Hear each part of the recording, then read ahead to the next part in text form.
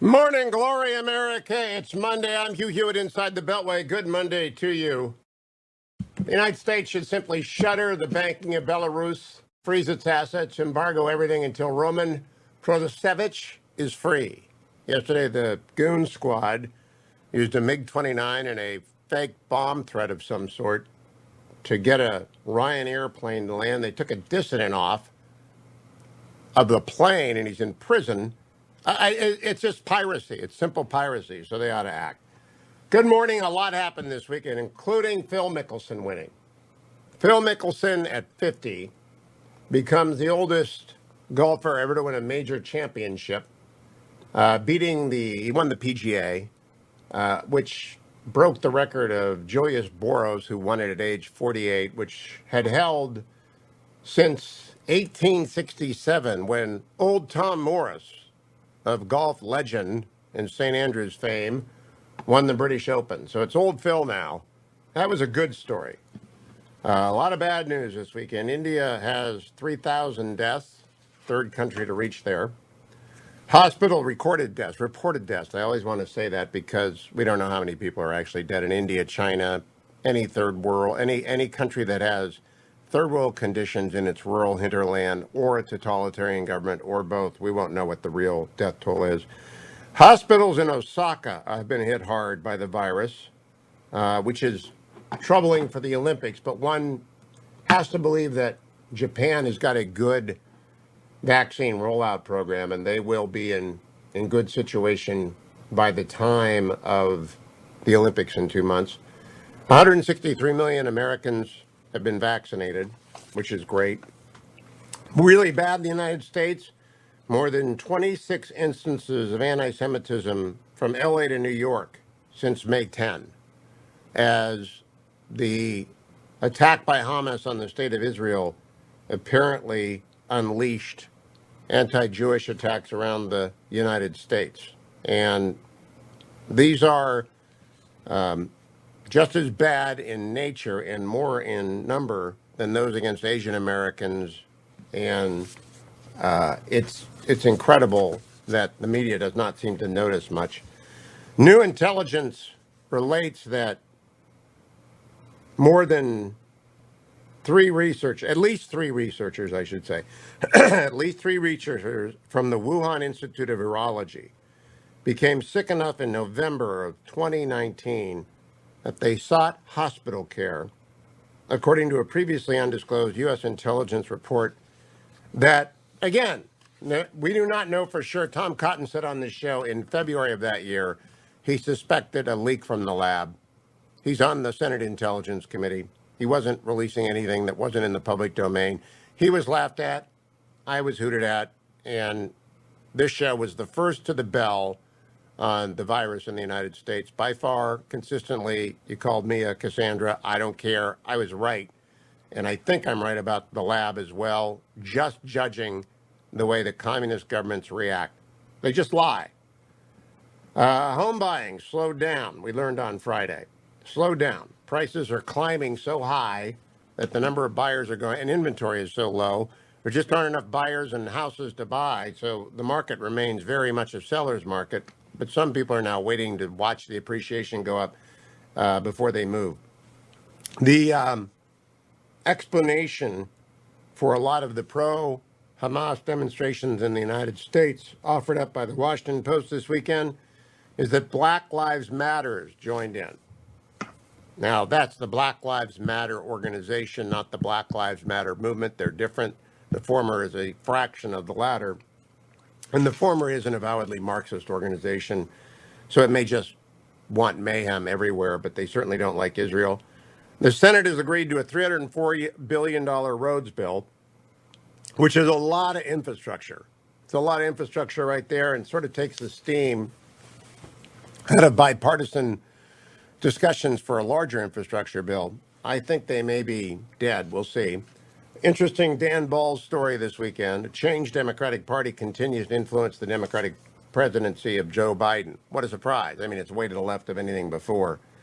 Good news this week. We're honoring Joan Baez, Garth Brooks, dancer, choreographer Debbie Allen, violinist Midori, and actor Dick Van Dyke with the Kennedy Center Awards. And they're actually doing some stuff around town. Bad news, CNN fired Rick Santorum.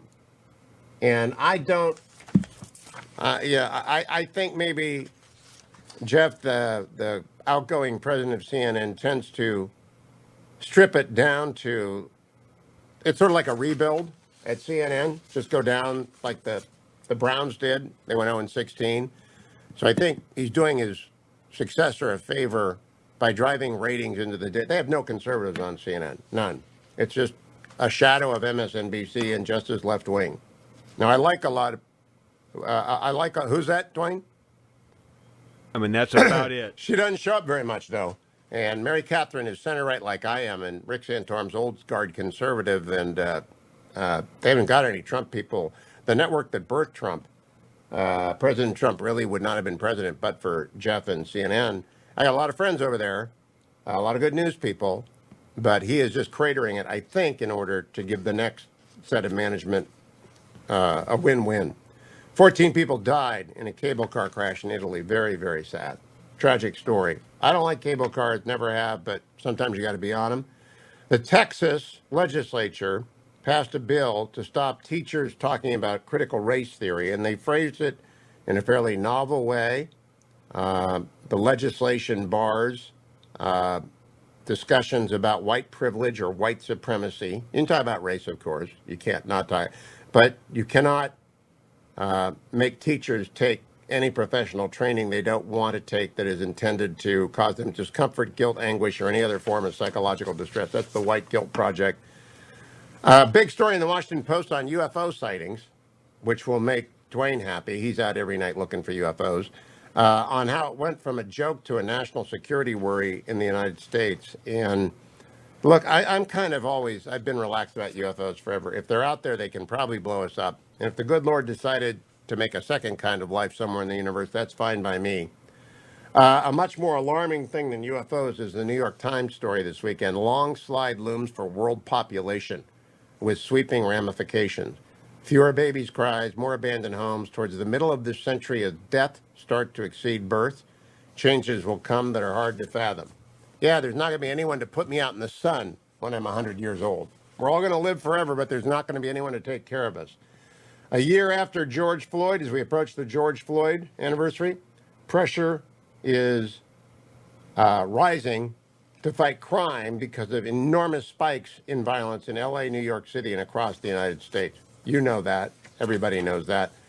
And in Rio, an international story, two of them actually. In Rio, police are just murdering people in the favelas, where I visited there with the Fetching Mrs. Hewitt 10 years ago, got an NGO to take me in, and they're quite extraordinary in so many ways. Yes, the depth of their poverty, but yes, also the hopeful expression of people. But they're run by gangs, including the Red Command.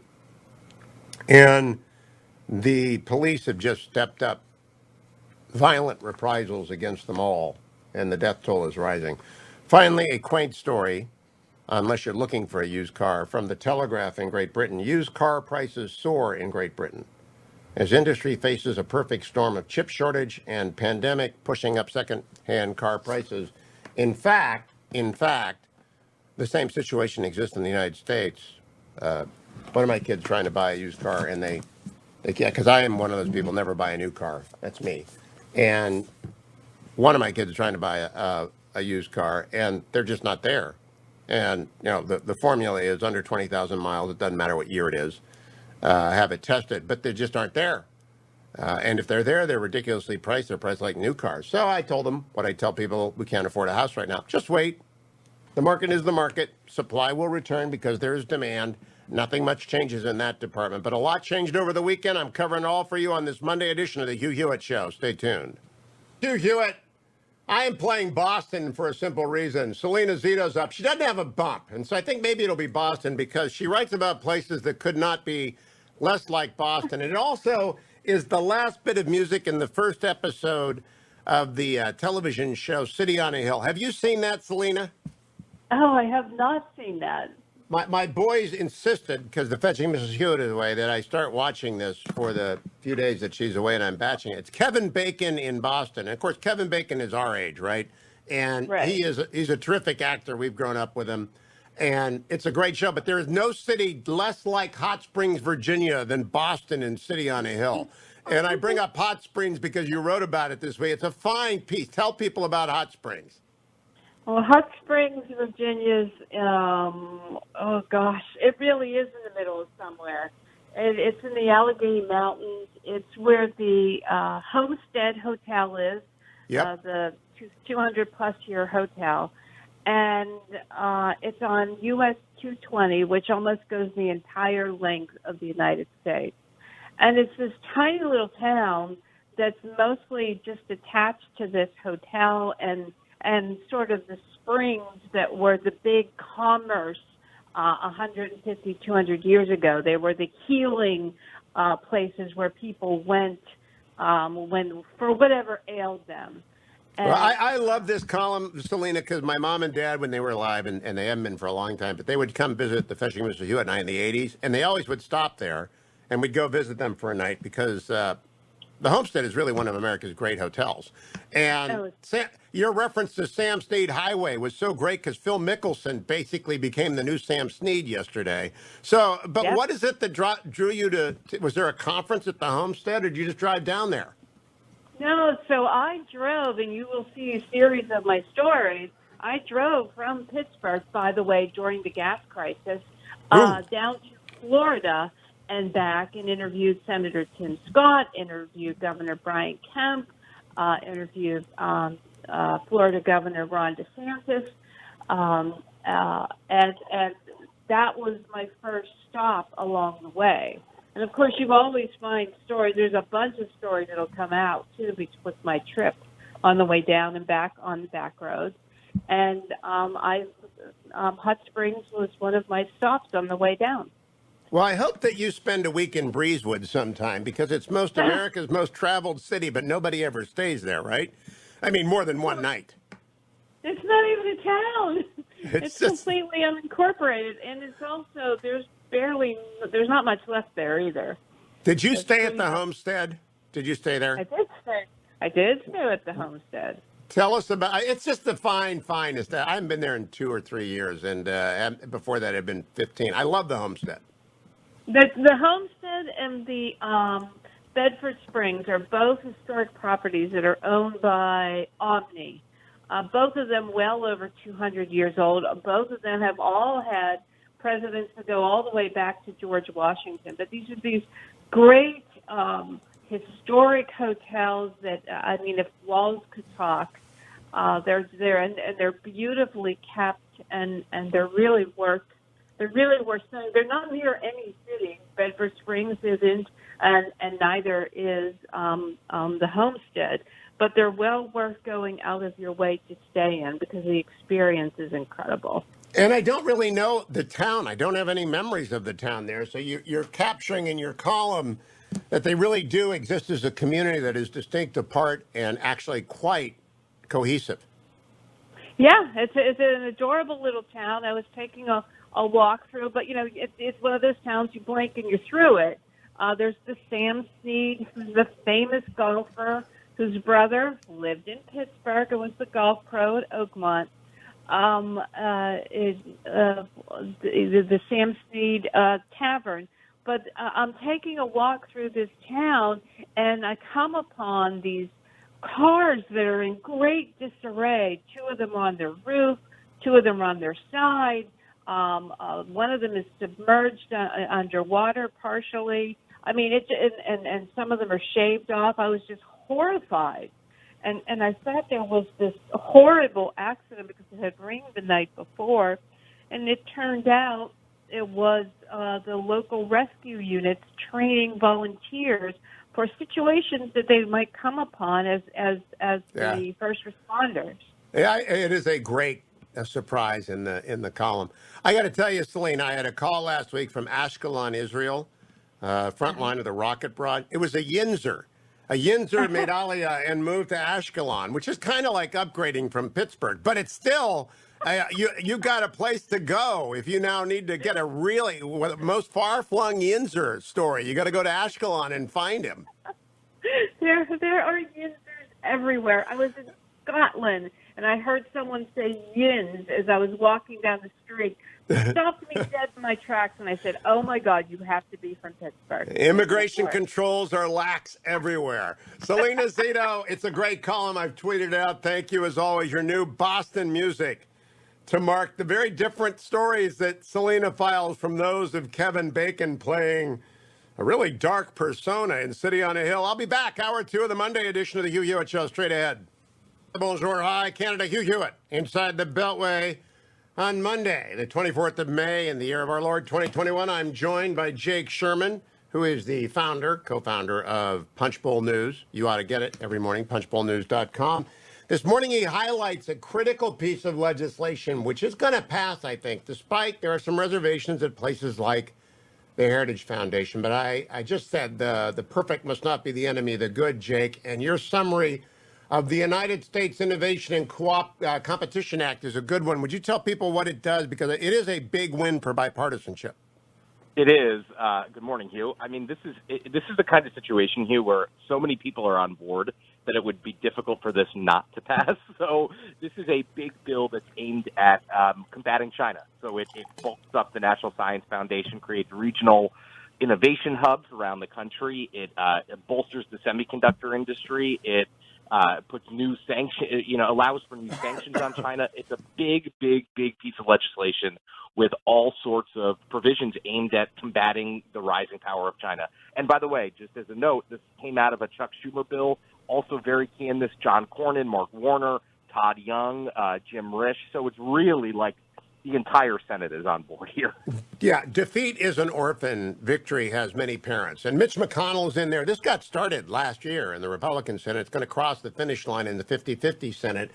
And there are, like I said, there's a 70% bill. Marco Rubio's got some reservations, et cetera. But do you expect it to pass? That's the key thing. I do. Yes, I do. I think, by the way, as we noted this morning, it could be the last big bipartisan bill of this, I would imagine, of this year at least. I mean, this is just, I don't know that infrastructure is going anywhere on a bipartisan basis at the moment. I would think not. So I think this will be a massive victory. This is basically a $250 billion infrastructure bill, which comes following the $300 billion highway bill, which emerged and will pass. That's another $500 billion in infrastructure, following the $1.9 trillion in spending at the beginning. That's $2.4 trillion, which is on top of the $2.7 trillion last year. You know, Jake, that's a lot of money for the United States to absorb. Do you hear any Democrats saying we're about done here? We really have to watch the inflation numbers?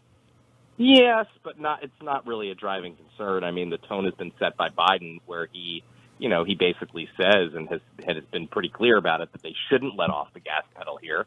But this kind of it just leaves the door open for Republicans to become deficit hawks again, which they forgot about in the Trump administration. And I think a lot of people are going to go back to that. Well, I want to challenge you on that a little bit. I don't think Republicans forgot about it. I think they realized Trump wasn't buying it. Trump is not a Republican. And I just tell people the deficit hawks were there. They got rolled by the president because he doesn't care. And he was just honest about it. And I stopped caring about it because, hey, once in a while we should spend some money on defense. There still is, a tension in the Republican Party between defense hawks and deficit hawks. And the deficit hawks won the last decade, and I think the defense hawks are winning this.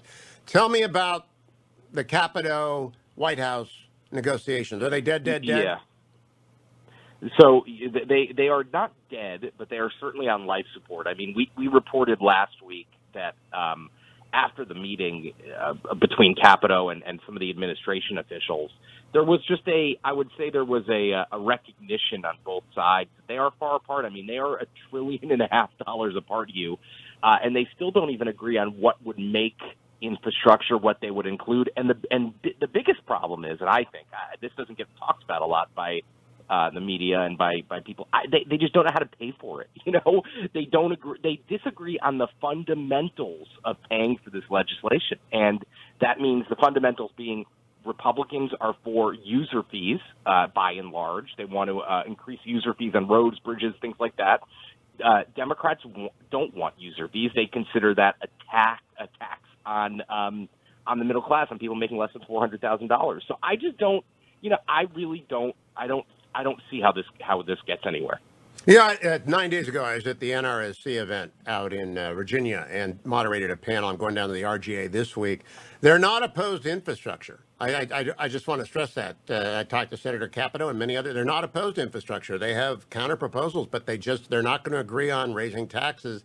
So if there's going to be a tax increase, it's going to be a Democratic tax increase. Jake, is that a Right. fair assessment? Yes. Yeah. I mean, McConnell has said he started out very lightly saying he doesn't imagine any Republicans would be on board for a tax increase. Now he's changed his tune here, and he says Republicans will not be for any tax increase of any kind, which, by the way, includes all sorts of things. It includes a corporate tax increase and a tax increase on marginal rates. And it includes any kind of gamesmanship on stepped-up basis and death tax. They just said no. So anything that happens, anyone who gets screwed will be screwed by the Democrats on their taxes. Talk to me about this major bill, though, in the House. And I say major bill, that's like major award from Christmas Story. The United States Innovation and Competition Act has got to go to the House now. How will it fare there? That's a good question. I haven't focused a ton on that, to be honest with you, yet. It's been Senate-centric. But we saw last week, Hugh, just how tenuous the Democrats' majority is. They really struggled to pass a bill just to harden security at the Capitol, a $2 billion bill, which Republicans all opposed, but was, I would just say, from an objective point of view, it was generally non-controversial, and Democrats couldn't get it through because of to fund police concerns. So I just think that anything that comes to the House is going to be subject to a massive lobbying effort. We've tried to push Republican leaders. I tried to push Liz Cheney when she was a Republican leader in the leadership on what she thought of that bill. I think there's some skepticism on the Republican side about the bill.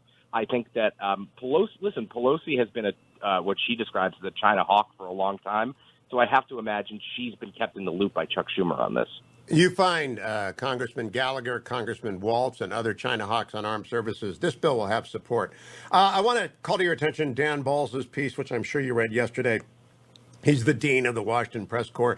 A changed Democratic Party continues the influence on the Biden presidency. That's the left wing. It had a huge impact on the anti-Israel agitation or pro-Hamas agitation. I don't know what you call it last week.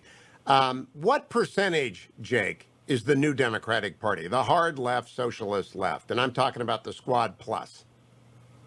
You know, not a huge, I would say 10%, I would say is affiliated with that. What was interesting is Mitch McConnell said last week, I'm not suggesting I agree, but he said that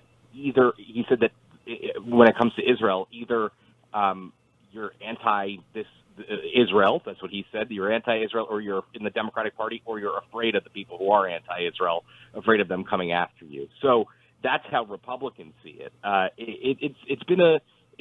Listen, I would say this. It's definitely been a sea change to have just the number of people who have voiced concerns about Israel's domestic and foreign policy. Yeah. Now, Jake, are you Jewish? I am. Did you notice how many anti-Semitic events there were in the United States over the last 2 weeks? It's more than 24 from L.A. to New York City. Yes, it is. It's very scary. It's very alarming. And so I've got a correspondent in L.A. who's afraid to have their kids walk to school, Jewish school. Do you think the Beltway is fully tuned into this? Because I don't think they are. The first story I saw on it was today in the Post or maybe the Times that they finally began to notice. But it's been a huge. We haven't seen this. It was like the Asian American violence times 5. Yeah, it's scary. To be honest with you, I think the people are cognizant of it. It's been all over the news. I've seen it all over the news. I don't know, maybe because I consume more news than other people. Listen, I grow up. I live near a synagogue, and there's a police officer who's always stationed at the synagogue in D.C. So it's unlike anything I've ever seen, and I could tell you personal experience. I get a ton, and I don't have a particularly Jewish name, and I don't really talk about my faith that much publicly, but I get a ton of anti-Semitic emails, tweets, other kinds of communication. So it's alarming. It's the world that we live in right now. And you're right. It's not only anti-Semitic. It's anti-Asian. It's scary. It's really scary. The anti-Semitic pulse, though, is, I think, the most historically enduring one. And when it rises in the United States, I really worry. Very quickly, let's land on a lighter note, or at least an interesting note. UFOs. Are we going to get a report this week? Is that why the Post is covering it? Because, it's going to say, oh, we saw some stuff. I don't know the answer to that. I mean, I thought it was really interesting. Harry Reid, who has been long interested in UFOs, had an op-ed last week talking about the UFOs, what he knows about UFOs. I don't know. It seems like something is afoot. We're getting more UFO traffic in the news than ever before. It is. It's like Phil Mickelson winning. You never know what's going to happen. I think the UFO story. Are you a golfer, Jake? Did you watch Phil yesterday? Huge golfer, yes. And I love Mickelson. Yes, I'm a huge golfer, and I am very happy that Phil won. Yeah, you should go read, if you haven't already, the Feinstein article in the Post. I read it this morning. Yeah, Isn't it terrific? It's terrific writing. Yep. Jake Sherman of Punchbowl News. Thank you, Jake. Go to punchbowlnews.com. Come right back here. America, morning glory to you all. I'm Hugh Hewitt. I'm joined by Steve Kornacki, who is way too young to remember Jack Nicklaus winning the Masters at 45. I remember Julius Boros winning the PGA because my dad was crushed, member of Arnie's Army in 68. But Steve, were you watching yesterday when Phil Mickelson made his magic? Yeah, and magic is the word. Although I got to say, there was a part of me too that to realize Mickelson's 50 going on 51 was a bit of a shock. I knew he was an old timer as these things go, but I actually somehow placed him probably in his mid 40s. But I'll tell you, it's funny. The thing I can remember, obviously I've heard about Nicklaus in '86. I remember about 10 years ago, I was glued to the television all weekend in the middle of the summer when Tom Watson, 59 years old at the time, had one putt to win the British Open. He was a few weeks shy of 60 years old, and it was heartbreaking that he missed it. He came that close, and so here it is, a little bit more than 10 years later. You see the record shatter for the oldest major victory. It says something about conditioning. It says something about equipment, and it says something about courses and the ability of people to adjust their game to go longer and farther. They can't extend the courses to give the advantage to the young guys like they did in the 80s and the 90s. But I will say this. I remember Boros because I was in Virginia Beach watching with my dad, and I will never forget that because Arnie did not win. Do you think this is one of those things that people will turn to golf? Because golf is dying a slow death, Steve Kornacki. It's not really what it was. Are you a golfer? Not a good one, no. Well, but you still got. It just needs a lift. It needs a kind of jolt, like tennis needs a jolt. I don't know if it's going to be enough, but it certainly got audience up. Did you have Mickelson on your big board before the PGA began? No, I wouldn't have, and that's that's what makes an event like this. That's what makes it so special when one of these totally unexpected big names, kind of proves they still got something left in the tank. Like I mentioned Watson back in '09. You say Nicklaus '86. I remember. I think it was 1998. Nicklaus was late 50s at that point. He got to the final round of the Masters with a shot to win, and I think. You make an interesting point, in this sort of, I wouldn't say post-Tiger era, but Tiger's obviously missing right now, and it's been for the last decade, Tiger had faded out in a lot of ways. I think you're right. Golf's kind of looking for that identity. It reminds me a bit of horse racing, which I've been covering a lot lately. That's the conversation every year around Triple Crown time. Can there be some kind of a jolt? Can there be a Triple Crown contender? Can there be something that kind of gets folks interested in the sport again? I got to imagine this will help golf. It's such a great story. It's so compelling. The Feinstein article, if you haven't read it yet, in the Washington Post. No, he's America's finest sports writer, so it's not surprising, but it's wonderful. But it does not mention why older guys are able to compete in a way that they didn't. It's the equipment, and the courses just can't get longer. No matter how far you drive, they can't get longer. They have to be played the same way by everyone. Steve, talk to me a little bit about a question. When a Kentucky Derby winner is DQ'd after the fact, do the people who had the tickets for the second place horse get their money, or is there any kind of refund? They get the ultimate souvenir. They get to hold on to that ticket for the rest of their life and say, if only they'd caught this in real time, I would have had X amount of dollars. They will not actually get their money back, though. And I mean, this one, for folks who don't know the details on it, Medina Spirit, who still, as of this moment, is the Derby winner, went off at 12-1. Those are pretty good odds from a money-making standpoint. The second place horse, Mandaloon, was 26-1. So, bet $10 on Mandaloon. Mandaloon wins the race. That's $260. Those tickets, look, the way it works with horse racing is, especially if you're at the track, these are cash transactions. The race goes official 5 minutes after it's over. People rush to the windows. They clean them out for all the money they got if they have winning tickets. And so the tracks have backed this up. I think there's been litigation through the years where all bets are final at that point. All bets are closed and final. So I think the Mandaloon folks, even if he does, and I think it's likely he will get declared the winner, I don't think they'll be cashing tickets. All right, now let me turn to a different subject, but still on sports. The man, Kornacki in the khakis is, something people are going to look forward to all through the NFL season. Are they using you on NFL stories? Because the NFL is a year-round business, and I've been listening to the Orange and Brown podcast religiously from Cleveland.com because it's about my Browns. And I'm wondering, when do they roll you out into the sports suit business again, where you're out there talking about odds on the Super Bowl and stuff like that? Yeah, I mean, honestly, I've been doing sports lately. We just completed sort of a version of what I had done for the NFL down the stretch last year, which was the road to the playoffs. We were on Football Night in America at the end of last year. What percentage chance do the Ravens have of making it, the Dolphins, the Bills, et cetera.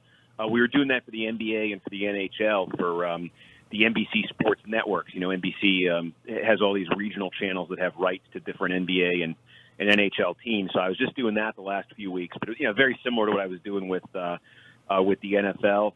And going to go. I think we've had Triple Crown, and going to go to the Olympics this summer, I believe, which I'm kind of excited about. And then and then in the fall we'll pick up with the NFL again and see what we can come up with.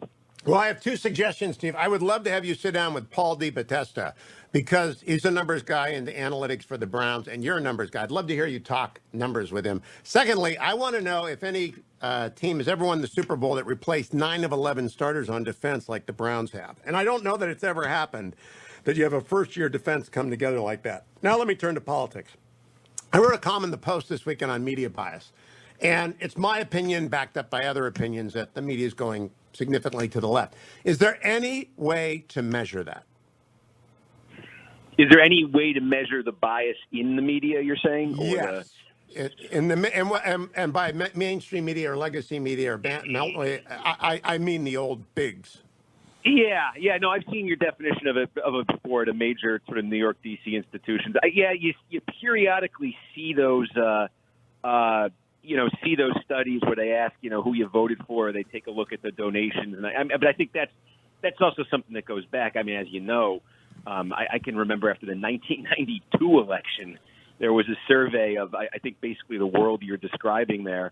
It was the DC-based correspondents and the news directors, this sort of thing, and it was something like 89% had voted for Bill Clinton. I mean, I remember this back in the 90s. So obviously that discussion's been there for a long time. I know you're of the view that it's changed a bit in the last few years, but I'm not aware of anything that quantifies it like that in the last few years.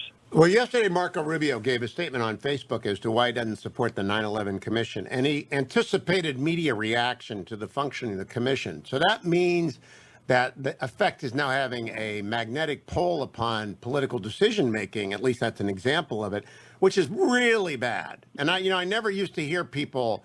It's sort of like figuring weather into an NFL game or wind into a golf shot. If you begin to anticipate media bias in your political decision-making, it's become a factor beyond that which it was. Is that a fair bit of analysis? Yeah, I think without getting into trying to quantify it, if we don't have the numbers, we can just say, from what's right in front of our eyes sort of standpoint, the tension between, I don't know how you would describe it, the conservative base, the Republican base, Republican elected officials, and, the media, sort of as they define it, that sort of adversarial tension, I think has been more prominent the last few years than it was before. And again, I think it's been a feature of our politics, like I said, going back a ways. But I think just having Trump and the media have such an antagonistic relationship, over the last few years. I think that brought everything more to the fore. I think I see, what you're describing with Rubio. I see with Republican politicians a lot more now, just in terms of messages about the media being much more prominent, much more in the fore of what they're saying about their campaigns and what they're saying about politics, where I think it's always been there at a lower grade level. I think it's just much more sort of center stage now. Yeah, there used to be a bumper sticker, annoy the media, vote Republican. That was kind of low key. But then I think the John the Baptist on this is Newt Gingrich in 2012. I think he opened this can of worms. He sort of foreshadowed Trump's antagonism. Do you remember that campaign when he ran for... when it was those one or two moments in the South Carolina debate where I think he watched and everybody watched overnight, because Newt was fading out. That's what I remember. He had finished, fourth in Iowa, New Hampshire. Yep. He got the question in the debate. I cannot remember. Was it John King? But I don't want to. You are right. It's John King. Yeah. Who, and it was, and there's a live audience. There's 500 people in there, and Newt recognized, that delivering a blistering response to a member of the media, attacking the media, was going to get a reaction. And he rocketed 30 points up in the polls. I think that is the Big Bang Theory of the right and the media. I think that's it. It was there, but it exploded. Kornacki, Steve Kornacki on Twitter. Always pleasure to talk to you, Steve. Don't go anywhere, America. It's the Hugh Hewitt Show. Back America, 33 minutes after the hour on this Monday, January 24th. I'm joined by the architect, Karl Rove. Good morning, Karl. Welcome back. Morning, sir. I want to know, first of all, if you watched Phil Mickelson yesterday, as I assume most Americans did. I caught a little of it. Wasn't that remarkable? Unbelievable. It really is. It's great to wake up on Monday and still be happy for someone. Now to the serious stuff. I have played some audio of Senator Rubio and Senator Blunt saying they do not support a January 6th commission. Fortuitously, you're on the schedule today. You were part of the decision to have a 9/11 commission. You advised President Bush at that time. I'd like to go back and ask you to compare then and now, and whether you think the precedent of then either supports or detracts from or is simply different from now when it comes to a 1/6 commission. Yeah. Well, look, we were a divided country in the immediate aftermath of the 2000 election. You may remember we had a little thing called Florida in 36 days and a Supreme Court decision. And there were people, people were there were protesters in Washington on inaugural day, decrying the president's legitimacy and so forth. So it wasn't a warm and fuzzy time. But after 9/11, the country came together. And there was discussion about having a commission to examine the events of 9/11 and to make recommendations for the future. And there was some trepidation about how would that lead to sort of political recriminations, and would this be a way that would further divide the country? But the president decided that he would support such an effort. And the amazing thing was that the country basically put politics aside. It was a bipartisan commission, respected individuals from outside the elected realm. They had served in public office. Some of them, Lee Hamilton, the Democratic co-chairman, had been a prominent and respected member of the House, and Tom Kean, former governor of New Jersey, Republican. And but it was staffed in a nonpartisan way. It operated in a nonpartisan way. It was not about finding fault and gotchas. It was about what could we do as a country to deal with the potentiality of another 9/11. And as a result, while it was sometimes painful for us to for the White House to deal with the commission, and the commission it ran on its own energy and ran in its own independent way, it essentially was not a partisan exercise. And as a result, it made recommendations, most of which were immediately acted upon. One of which, ironically enough, took the better part of a decade to about more than a decade to put in place. But it served the country well. I'm not certain the same circumstances are there today for this, because this is essentially a far more political event involving the outcome of a presidential election and the response of some people to it. But I also didn't get a good warm and fuzzy feeling when the first iteration we see of a 1-6 commission is a highly partisan construct put forward by the aggrieved Speaker of the House of Representatives. Now, on the 9/11 Commission, a member was Fred Fielding, the once and future White House counsel, my former Right. boss in the Reagan administration, and Ben Benisti, who was himself, a hard partisan. I don't think a man of the left, but a hard partisan, a Democrat from Right. Watergate days. So it's not about the makeup of the commission. It's really about the powers. You got smart people on the left and right who could do it. It's really about the powers and the intent of the convening legislation. So you don't think we can recapture that moment or that kind of genuine? I would hope we'd try, but that's why I think the idea, things like the power of subpoena and who hires and so forth all becomes very important, because there was some sense during this 9/11 Commission construction that you needed to be sensitive about these things, because there was a recognition that the country had been narrowly divided in the aftermath of the 2000 election. And as a result, there was a sensitivity to it. You're right, Ben. Think about the two people you just mentioned. They both were partisans, yet my sense was, to the greatest degree possible, people on that commission labored to put their partisanship aside. In fact, Fred and Ben Benisti went out on the road together. They were paired up so that there would be an equal plus-minus reaction, negativity and positivity, so that whatever one thought of one, the other would displace that, and they would end up being together. So that worked. Yeah, and the same, frankly, with the chairs. Lee Hamilton and Tom Kaine did a fantastic job of never being separated. And they focused on concrete things. For example, one of absolutely the last recommendation of the 9/11 Commission involved what might sound like a mundane issue: communications.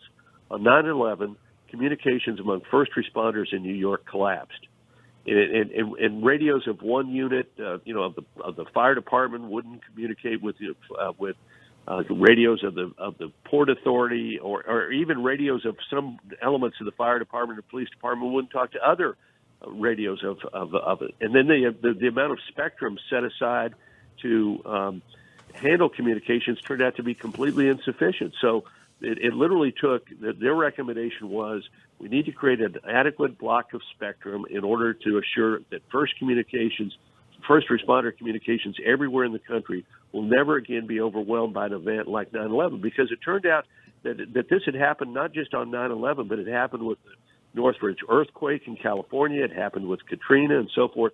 So literally it took a decade first to identify the spectrum, who held it in the government that would be good for this kind of first responder communication, then to go through a process of clearing it, that is to say moving all other activities out of that, create a block, and then set up a program designed by Congress to provide that block of spectrum for first responders, and to find a way to build that network so that it could be used by police and fire and EMS and so forth. So, this was the kind of thing that they were focused on. They weren't focused on, let's point blame, let's engage in a highly partisan activity.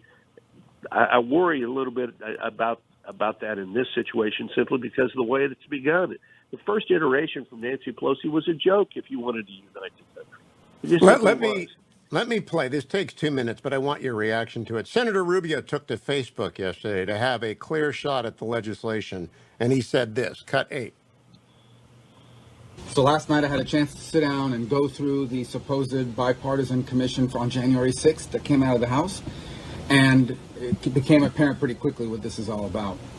So let me first say this. There's no cover-up here. We already know what happened January 6th. It was a horrifying day. It's something that should never happen again. And we're going to learn even more about what happened that day. Why? Because the Justice Department, as they should, is trying to prosecute and put in jail hundreds of people responsible for what happened that day. And they should.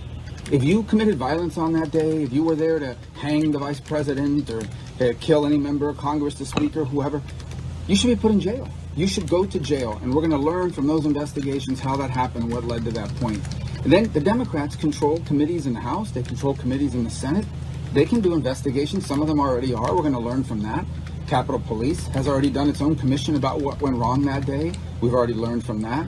So there's plenty of attention being paid to this, not to mention that the media doesn't stop talking about it. They're also looking at it. So everyone's looking at it. So there's no cover up here. So what is this about? I'll tell you what this is about. First thing that stood out for me. Okay, this is about politics. Here's how. They have this thing that says, well, in order to issue a subpoena, you need both the Republican and the Democratic side evenly divided to agree to it. But that's not the point for politics. You don't actually need the subpoena. All you need is a story out there saying, Congressman so-and-so, they want to subpoena him or her. But they can't because the Republicans are blocking it. And then the stories are going to be, number one, it creates this impression that maybe Congressman so-and-so did something wrong. Why would they want to subpoena him? And number two, the story would be Republicans are covering up the investigation into Congressman so-and-so. Okay, So so that's what Karl, this is about. It's you about get that. It goes You don't on. need You the get what subpoena. he's saying. You just need It's the interesting. request He's for a subpoena no, but he's to also damage anticipating the Republicans media and bias, to which is damage the that member first of ever Congress, for whoever me it is, that media simply bias has because become so pronounced that it's now polling very transparently elected officials in one direction or another. Yeah. Well, Senator Rubio also makes the key point, and this is why this is, for me, a close call, but he makes a very strong point about why there is no need for a commission. And, 9/11 was not about then indicting U.S. citizens. It was about the bad guys from abroad. And what his point is that, look, we have a process where all of these people are being systematically identified who breached the Capitol and are being charged with appropriate measures because we have a vast amount of not only eyewitness but video that allows us to identify who these people are and what exactly they did. There's no question about, the guy who took the police shield and broke a security window in order to gain access to Capitol. We know about him. We see him. We know what he conducted. So, we know about the guy who breaks into Pelosi's office and sits in her chair and puts his feet up on her desk and steals her mail. We know that because he boasted about it and put it up and put video up on the internet for all of us to see. So I get that argument, and for me that is the most persuasive argument against this. But intention matters, and that for me. That's why even if that argument wasn't there, I would have concerns about this. I want this process to go on a little bit longer in order to see if we can arrive at what would be the groundwork for something that would be as much as possible divorced from politics and the animus that, as you rightly say, the media and obviously Nancy Pelosi and others have towards the former president.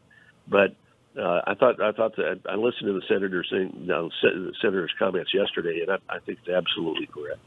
So, last question, Karl Rove. If the leader McConnell called you up and he's afraid of blowback by not agreeing to this, what would you advise him to do to at least minimize that blowback in the eyes of most Americans?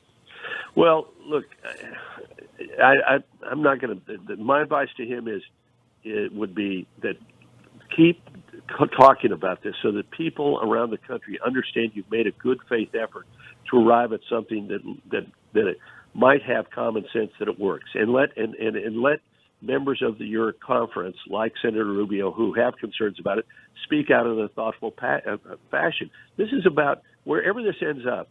The American people have to have a sense that both sides tried to arrive at something, and for good reason could not come to an agreement. We don't want to be put in a place where you mentioned it earlier. Let's say that tomorrow everybody on the Republican side says, no way, we're not going forward. You're right. We would be blamed incredibly about it. But this whole process has helped to serve to raise issues about what are the Democrats attempting to do here? Something good for the country or something good for their midterm elections? Well put. Karl Rove, as always, thank you. Good to have you back. Welcome back, America. Hugh Hewitt on Monday Morning. Hotline Josh is Josh Kraushaar. On Twitter, you can follow him at Hotline Josh. You can follow me at Hugh Hewitt. Josh, good morning. Did you watch Phil Mickelson yesterday? I saw the tail end of that amazing run at 50 years old. It's quite an accomplishment. Only in golf and maybe football with Tom Brady can the seniors really dominate like that. I'm amazed if Tom Brady goes to 50, though. Josh, I was just talking with Karl Rove about the proposed 1-6 commission. He is leery of it. warns against it, says it's not like 9/11, but would urge the Republicans in the Senate to give it time to play out, try and make their case publicly as to why it's not like 9/11. What do you think is going to happen, and why do you think it's going to happen?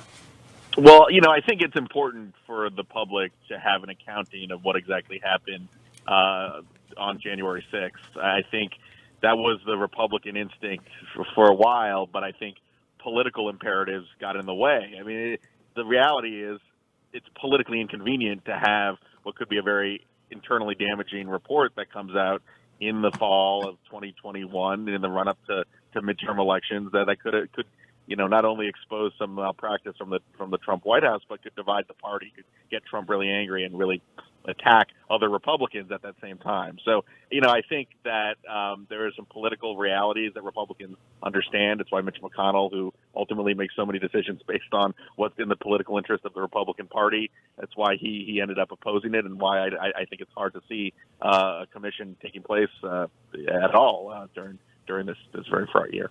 So Marco Rubio put out a Facebook statement yesterday explaining why. It took 2.5 minutes for him to say so. I hadn't heard anything that fully explained. That's not what the media does today. What is your understanding of why the GOP does not want a January 6th commission at this point? Well, I mean, privately, I've talked to Republicans that admit that it would be a political challenge. It would divide the party at the worst possible time, at a time when, they're in actually decent position to regain the House and maybe even take back the Senate. And the biggest imperative politically for Republicans is to keep the party under the same umbrella, to keep them, united, and not having Trump attacking other Republicans, not having establishment Republicans attacking Trump. They want to be all on the same page. And I think there would be some uncomfortable realities that would be exposed, or at the very least would cause divisions between sort of the Trump wing of the party and the traditional wing of the Republican Party. If you had the high profile commission with witnesses and testimony, getting wall to wall coverage on the cable news networks.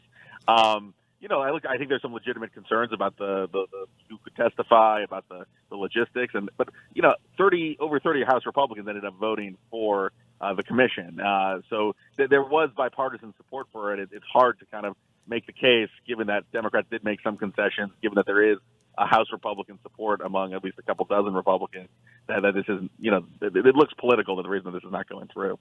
Now, the Republicans in the Senate are expected to tank it, but there is Rove arguing, don't take it right away, have a deliberative process and talk about why, like Marco Rubio did yesterday. The subpoena power can be abused. The media will set this up. It will become politicized. It's a hit job, basically. And Karl Rove confirmed that it does look like that to most Republicans right now. Will its appearance or non-appearance and the arguments surrounding it have any impact at all on 2022, Josh?